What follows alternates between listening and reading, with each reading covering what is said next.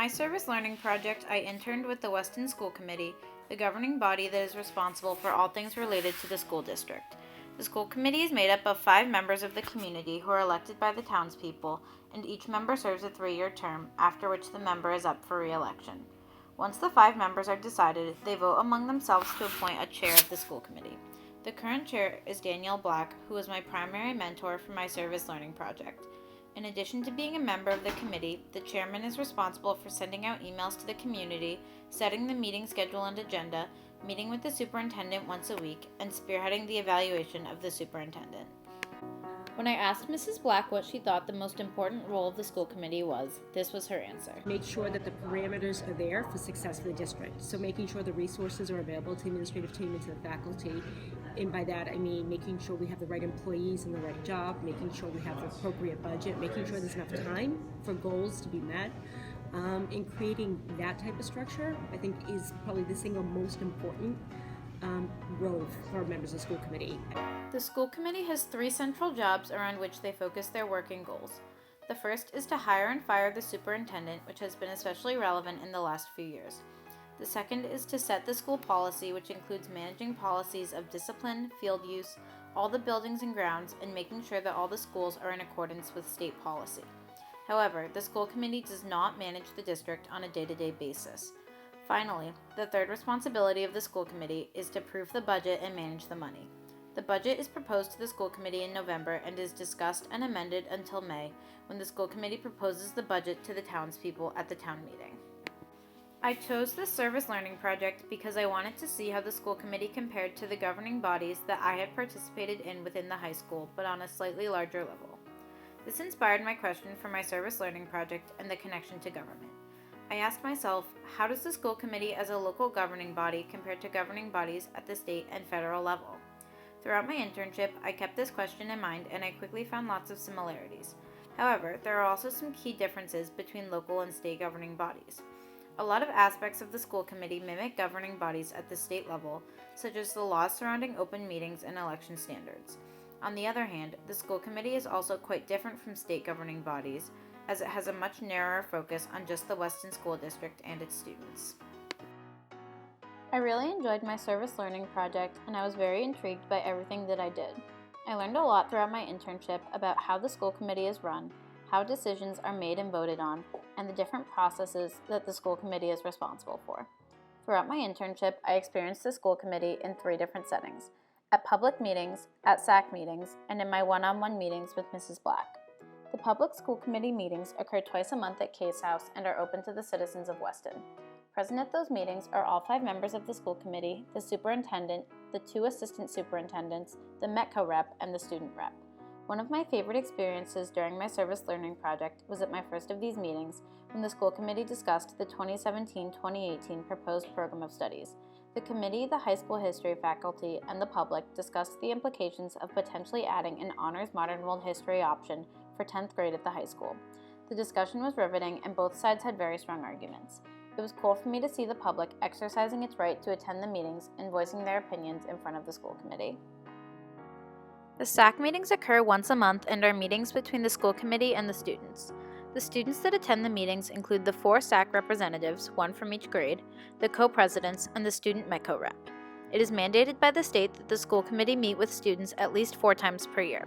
In my opinion, this was my favorite meeting to attend because I think the student voice is extremely important to the direction the school committee takes the district. For example, a recurring topic in the SAC meetings this year was the proposed change to school start time. On that topic, I thought that the student voice and opinion was extremely helpful because we are the ones that are experiencing the high school now and can recommend changes for the future. Throughout my internship, I met with Mrs. Black and she explained a lot of the policies and procedures the school committee has to follow. She also explained her role specifically as the chair and the extra responsibilities that come with that position. In addition, I attended other school committee related meetings, such as the budget meetings, the Proctor Field presentation, and town caucus. The budget process and meetings were intriguing because it amazed me how organized the budget proposal is, especially considering how much money the school committee is responsible for.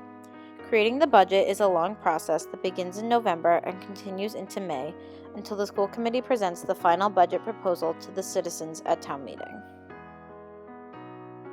When I asked Mrs. Black what the hardest part of her job was, this was her answer. I think a couple aspects of the job that are particularly difficult. One is communication with the general public. We really struggle finding best ways to communicate what we're doing. There seems to be so many options now for communicating with people, and it's hard to deliver our message. And typically people don't pay attention or hear or understand what we're doing until it's late.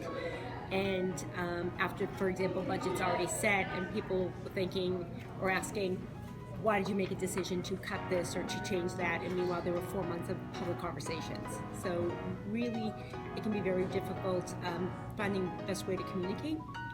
The school committee connects to government in many different ways, but I'm going to focus specifically on how the school committee as a local governing body compares to state governing bodies on a larger level.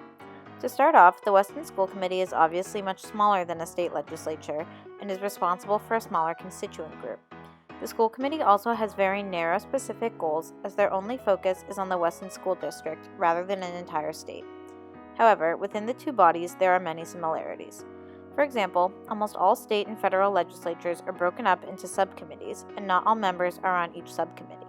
This divides up the work of the legislature and makes it so that incumbents can work in smaller groups and focus on the work of their subcommittee, which increases productivity. Within the school committee, the same system is implemented. At the beginning of each public school committee meeting, Mrs. Black asks for subcommittee reports from the heads of each subcommittee. Some of the current subcommittees include budget, Proctor Field renovations, Case House renovations, and school start time.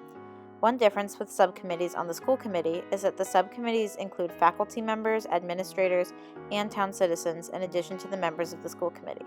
This is not the case in state and federal subcommittees, where all of the members of the committee are part of the legislature. When I asked Mrs. Black how she thinks the school committee compares to governing bodies at the state and federal level, this was her answer. In some ways they're similar, and in some ways they're different. Obviously, we're bound by the same open meeting laws, elections, and standards that everyone else is held to, which is important. I think we also try to reach compromise when possible. So I think in that way we operate like all other governing bodies. I think it's a little bit different because it's a little bit more myopic. We're only focused on doing what's best for the students in our district. Our goal as school committee is really to get the best resources and support for our students. Within that, there's always competing interests, whether it be the elementary program or the secondary program, athletics or academics. So we do have to make decisions there in some sort of compromise, but it's much more focused and myopic. So in that sense, I would say we're significantly different than the compromises that a larger institution has to make. Overall, I really enjoyed my service learning project with the school committee, and I loved being a part of a governing body that has so much power in my own community. It was fascinating to see how the decisions are made that have affected my schooling over the last 13 years, and how much more complicated government gets as it reaches a larger scale. I have learned a lot about government through my internship, and I hope to take these lessons with me for future experiences that I will be a part of.